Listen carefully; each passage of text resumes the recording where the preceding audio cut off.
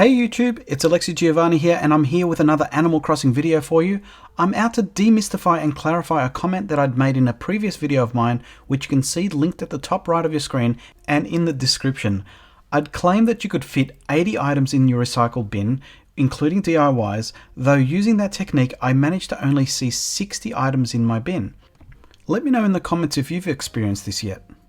Either way, stick around to find out how all this works. The other day I placed more items into my recycle bin only to see them not appear, which left me scratching my head. So I'm performing a bit of an experiment today.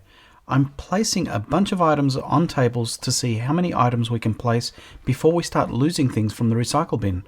Now that we've placed 5 more items, which were the 4 fish plus the table, let's see what the effect is on the recycle box.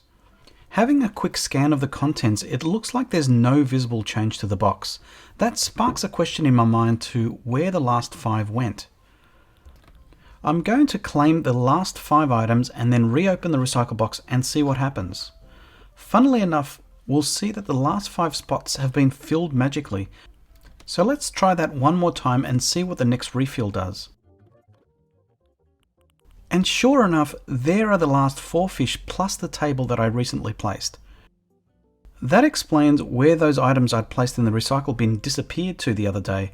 They went into what seems to be some sort of hidden overflow.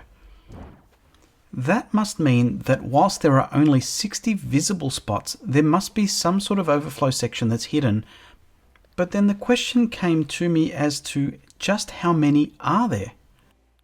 At this point in time, there are exactly 60 items in the recycle bin, so I'm going to use the same technique to add more and more items into the recycle bin. I'm going to place 3 tables overall, 2 which hold 4 items on top, which including the carrier, the table itself, will be 10 items, plus a diner counter which holds another 2 items, which will tick us over the 70 item mark. And let's see what happens. With the calculated 73 items in the recycle bin, let's see what happens when we look at the contents. As we saw before, there's no visible difference to the contents that were available to us to claim, so let's push the boundaries that little bit more. Now we'll up the ante a little bit and place 3 tables, all different types and colors, with 4 items each on top. So that's 5 items per table, including the table itself, which is a total of 15 items. So by my calculation, the 15 items on top of the 73 that's already in the recycle bin takes us to the 88 item mark. With relatively empty pockets, 29 spots to be exact, let's have a look at the recycle bin to see now what's happened with the 88 items in there. What's interesting now is that the first item is no longer the stone table that we'd seen up until now. What's also fascinating is that the second item now is the angled signpost, which previously had been the 10th item in the recycle box. If you go back to the video, at about the 1 minute mark, you'll see me hover over it ever so briefly. So, if you're picking up what I'm putting down, since the angled signpost is now the second on the list, which was previously 10th, means that 8 items have been pushed out of the recycle bin, which means given that it's a first in, first out type of box, it confirms that the recycle bin does have a capacity of 80. It's just that 60 of them are visible, with the hidden 20 item being an overflow section.